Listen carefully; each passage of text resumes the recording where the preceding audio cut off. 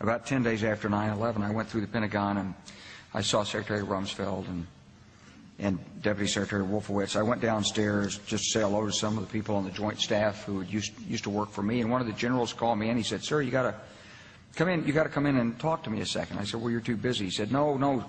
He says, "We've made the decision. We're going to war with Iraq." This was on or about the 20th of September. I said, "We're going to war with Iraq. Why?" He said, "I don't know."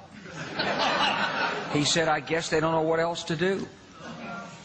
So I said, "Well, did they find some information connecting Saddam to Al-Qaeda?" He said, No. He says, "There's nothing new that way. They've just made the decision to go to war with Iraq."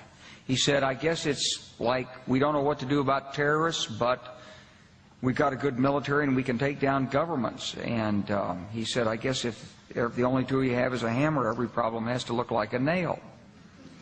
So I came back to see him a few weeks later, and by that time we were bombing in Afghanistan. I said, "Are we still going to war with Iraq?" And he said, "Oh, it's worse than that."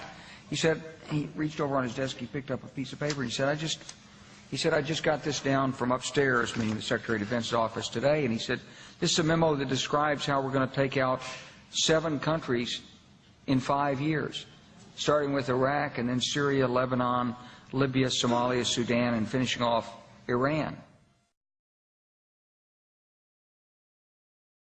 The truth is about the Middle East is, had there been no oil there, it would be like Africa. Nobody is threatening to intervene in Africa.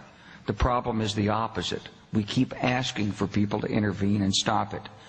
And there's no question that the presence of petroleum throughout the region has sparked great power involvement. Whether that was the specific motivation for the coup or not, I can't tell you, but there's always been this attitude that somehow we could intervene and use force in the region.